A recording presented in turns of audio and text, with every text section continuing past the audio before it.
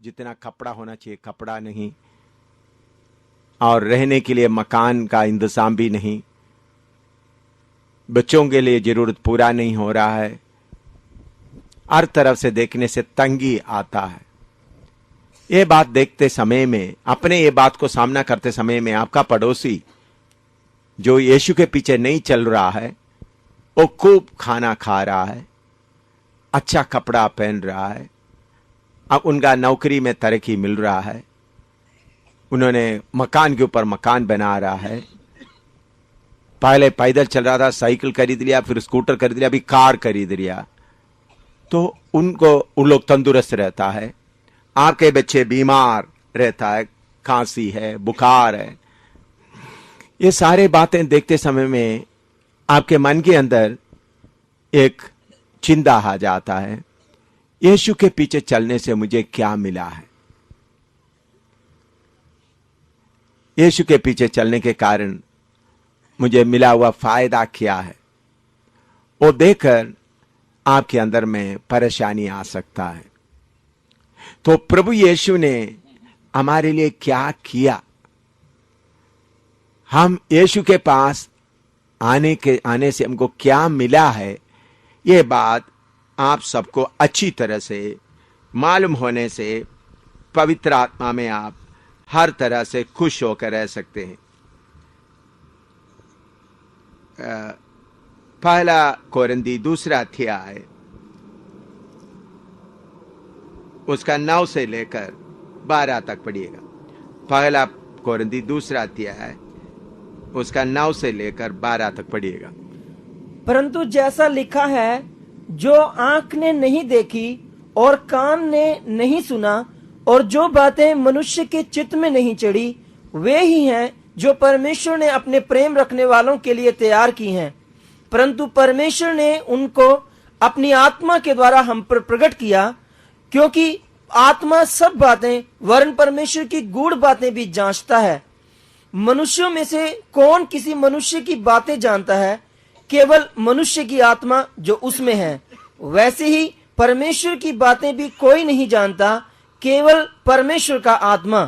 परंतु हमने संसार की आत्मा नहीं, परंतु वह आत्मा पाया है जो परमेश्वर की ओर से है, कि हम उन बातों को जाने जो परमेश्वर ने हमें दी हैं। हाँ, देखिए इधर में लिखा है, हमको संसार की आत्मा नहीं मिला, बल्कि परमेश्वर की आत्मा मिला है।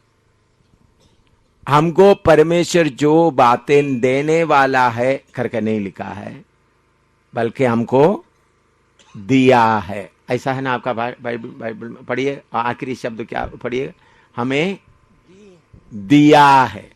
पंजाबी में भी वैसा ही है ना, पढ़िए पंजाबी में आखिरी शब्द क्या है? हमें दिया है या देने वाला है? हाँ, उसका मतलब क्या है?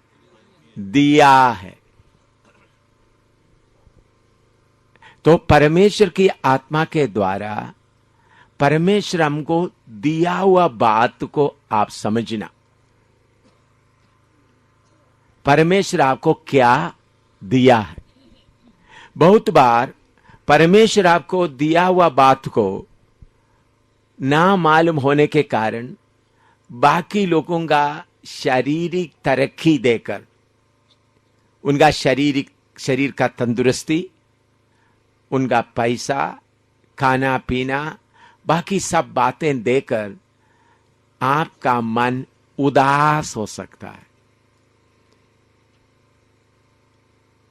जब आपके पास में 1 करोड़ रुपया आप बैग में रखा है, समझ लो आपके थैली में कितना रखा है, सोच लो कितना, 1 करोड़ का हिसाब आपको मुश्किल है। चलो 1 लाख, 1 लाख का भी हिसाब शायद आपको थोड़ा मुश्किल होगा। तो चलो आपके जेब में 10,000 रुपया है, 10,000 आपका जेब में है, आपको भूख लग रहा है, आप देख रहा है एक भिखारी 5 रुपया उनके पास वो देकर के क्या कर रहा है, पूरी खरीद कर खा रहा है, आपको भूख लग रहा है, आपका जेब में कितना है? 10,000। एक भिखारी था, उनके पास 5 रुपया लेकर उन्होंने पूरी लेकर खा रहा। आप क्या सोच रहा है? देख ये कितना अच्छा है, मैं तो भूखा रह रहा हूं। जब आपके पास में रखा हुआ एक 10,000 रुपया का कीमत आपको मालूम नहीं है तो आप क्या सोचेंगे? वो 10,000 को भूल जाएंगे। क्या देखे, देखो ये तो पूरी खा रहा है, मैं क्या कर रहा हूं, भूखा रह रहा हूं। मेरे प्यारो, ये 10,000 रुपया कुछ भी नहीं, हमको क्या कुछ मिला है। मैं जब फौज में से निकल रहा था, मैं कमीशन ऑफिसर, छोटा उम्र में मुझे ऑफिसर का स्थान मिल गया था, ऑफिसर बन गया था। तो बहुत लोग बोलने लगा ये कम उम्र में ही बड़ा ऑफिसर, अभी कम उम्र में, छोटा उम्र में ही ऑफिसर बन गया, तो ये अगर इनके जीवन में कोई खराब रिपोर्ट नहीं हो तो ये बहुत ऊंचे स्थान तक जा सकते हैं। बाकी लोग उम्र में आते समय, उन लोग प्रमोशन तरक्की पाकर आते समय उनको उम्र ज्यादा हो जाता है। 58 के आगे कोई, 58 के आगे कोई नहीं जा सकता उस समय। अभी 60 कर दिया। तो मुझे तो, मैं जब से कमीशन मिला 60 का उम्र को तो बड़ा लंबा पीरियड है। तो लोग बोलने ये तो बाद में तो बहुत बड़ा बनने वाला है। तो फिर जब मैं नौकरी इस्तीफा दे रहे तो मुझे प्रमोशन दिया, बहुत कुछ दिया, बैंगलोर में बहुत कुछ। उन लोग सोच, तुमको क्या मिला है, तुम ये छोड़ के जा रहा? उन लोग बोला 7 महीना तुम इंतजार करो, तुमको ग्रेट्युटी मिलेंगे। मैंने बोला नहीं, मैं एक दिन भी, तो ग्रेट्युटी उस वक्त भी कितने लाख रुपया। फिर बोला 2.5 साल और रहे। पेंशन, ऑफिसर का पेंशन का संज्ञा भी बहुत ऊंचा पैसा, बहुत ज्यादा होता है। मैंने बोला कुछ भी नहीं चाहिए। मैं फिर उन लोगों बोला तुम 7 सर्टिफिकेट में साइन करना पड़ेगा। मैंने 7 सर्टिफिकेट में साइन करे। मैंने फौज से 1 रुपया भी नहीं मांगेंगे। तो सब लोग पूछ रहे थे इनको क्या मिला है इतना बड़ा। तो मैं अभी बोलता हूं हिंदुस्तान का सबसे बड़ा जनरल भी मेरा जूता उठाने का लायक नहीं है, सबसे बड़ा जनरल साहब भी, क्योंकि मुझे मालूम है मुझे क्या मिला है। बहुत बार हमको क्या मिला है करके मालूम ना होने से हम क्या हो जाता है, परेशान हो जाता है। तो इन्हीं दिनों में हमको क्या मिला है करके समझना। अभी एफेसियों की पत्री 2 अध्याय में आइएगा, उसका 12 दोबारा पढ़े।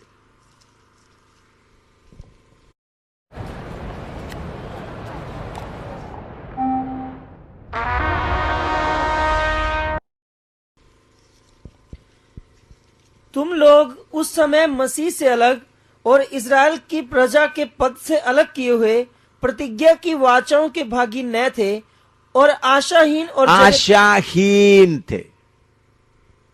पहले हम कौन थे? हमको कोई आशा नहीं था।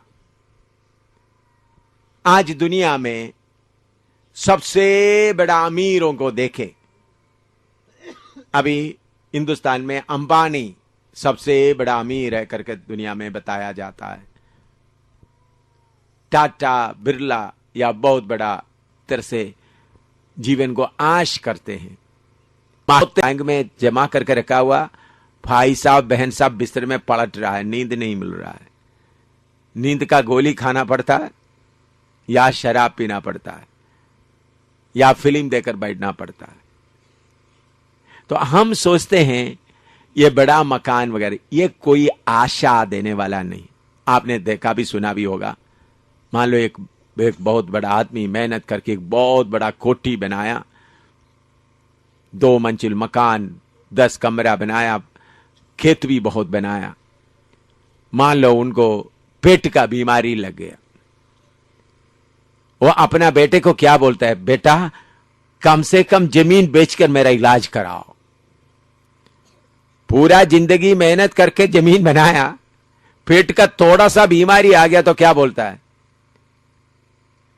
जमीन बेचकर मेरा इलाज कराओ, मकान बेचकर मेरा इलाज कराओ बेटा। उनका आशा, ये जो धन दौलत के ऊपर का आशा, तंदुरुस्ती के ऊपर का आशा, सब थोड़ी देर का पानी के बुलबुले की तरह है। आज दुनिया में आप जितना बड़ा मकान देख रहा है, पैसा देख रहा है, धन दौलत देख रहा है, तंदुरुस्ती देख रहा है, प्रधानमंत्री है, प्रेसिडेंट है, ये सब पानी के बुलबुले। बुलबुले आप समझता है कैसा? पानी में थोड़ी देर रहते हो, कितना देर तो बुलबुला रहता है। आप कितने देर बुलबुले में अपना मकान बनाएंगे? पानी के बुलबुला में एक छोटा सा हवा लगेगा तो क्या हो जाता है? खत्म हो जाता है। इसी मुताबिक इस संसार में जितने लोग धन दौलत का खुशी लेता है, उनका खुशी कितना देर का मिलता है? पढ़िएगा दूसरा पत्रुस 3 अध्याय उसका 8वां पद पढ़िएगा। दूसरा पत्रुस 3 अध्याय उसका 8वां पद। हे प्रियो, यह एक बात तुमसे छिपी न रहे कि प्रभु के यहाँ एक दिन 1000 वर्ष के बराबर है। एक दिन 1000 वर्ष के बराबर है और 1000 वर्ष एक दिन के बराबर है। हाँ, परमेश्वर के हिसाब किताब थोड़ा देखना। परमेश्वर किस हिसाब से मनुष्य को देखता है? हमारा 1000 साल परमेश्वर के सामने कितना है? एक दिन। हमारा 1000 साल परमेश्वर के सामने कितना है? एक दिन। एक दिन का बच्चा कोई है इधर में? अगर आप 10,000 साल जीता तो प्रभु के सामने कितना दिन का बच्चा है? 10,000 साल आप जीवित रहेगा तो प्रभु के सामने कितना दिन का बच्चा है? 10 दिन का बच्चा। अभी 1000 साल आप जीविता रहेगा तो प्रभु बोलेंगे कितना दिन का बच्चा? बोलो, एक दिन का बच्चा। इधर में परमेश्वर के हिसाब में एक दिन का बच्चा कोई है? बोलिए। नहीं भाई, मैं किसी को नहीं देख रहा 1000 साल वाला। चला, आधा दिन का बच्चा कोई है?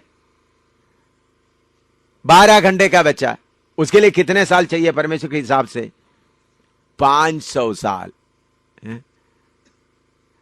जो बुजुर्ग बैठा है मेरे ख्याल में इधर में सबसे ज्यादा उम्र शायद उनको ही होगा। आप ही आधा दिन का बच्चा नहीं है प्रभु के सामने। 500 साल, आधा दिन का बच्चे के लिए कितना उम्र चाहिए? 500। उसे आधा कितना होगा? 250। 250 के लिए कितना घंटे होना चाहिए? 6 घंटा। 6 घंटा आपको 250 साल उम्र होगा तो प्रभु कहते हैं 6 घंटे का बच्चा है। और उससे आधा कितना है? 125। उसके लिए कितना चाहिए? 3 घंटे। 3 घंटे का कोई बच्चा है इधर में? 125 साल का कोई नहीं है। तो इधर में बैठा हुआ कोई भी 3 घंटे का बच्चा भी नहीं है। उसकी आधा 1.5 घंटा 62.5।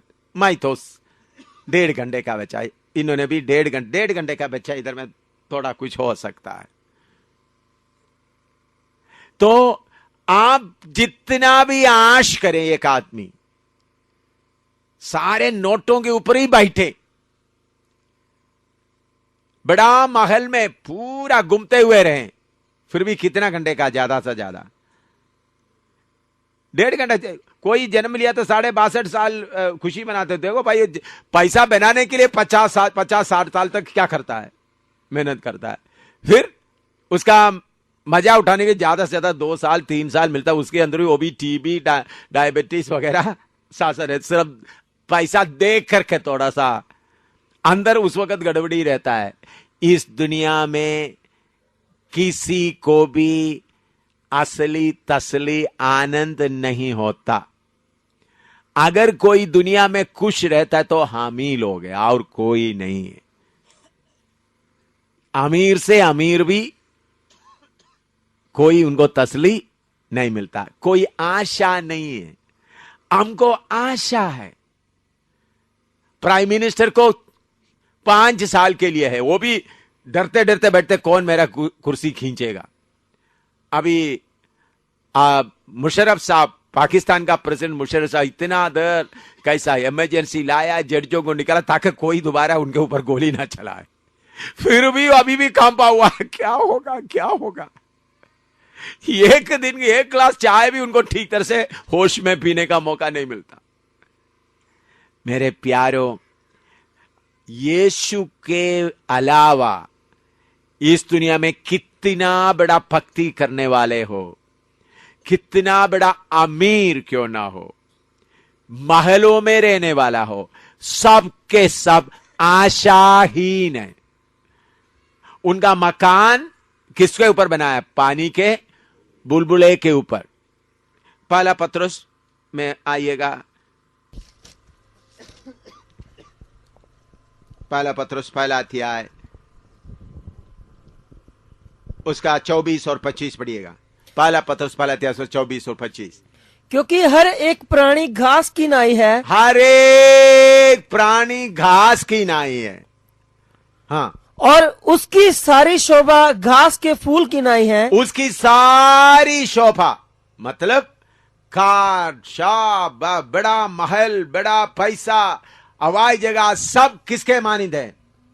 घास के फूल के मानित है। हाँ, घास सूख जाती है घास सूख जाती है और फूल झड़ जाता है, फूल जड़ जाता है, परंतु प्रभु का वचन युगान युग स्थिर रहेगा। हाँ, यह वही सुसमाचार का वचन है जो तुम्हें सुनाया गया है। हालेलुया।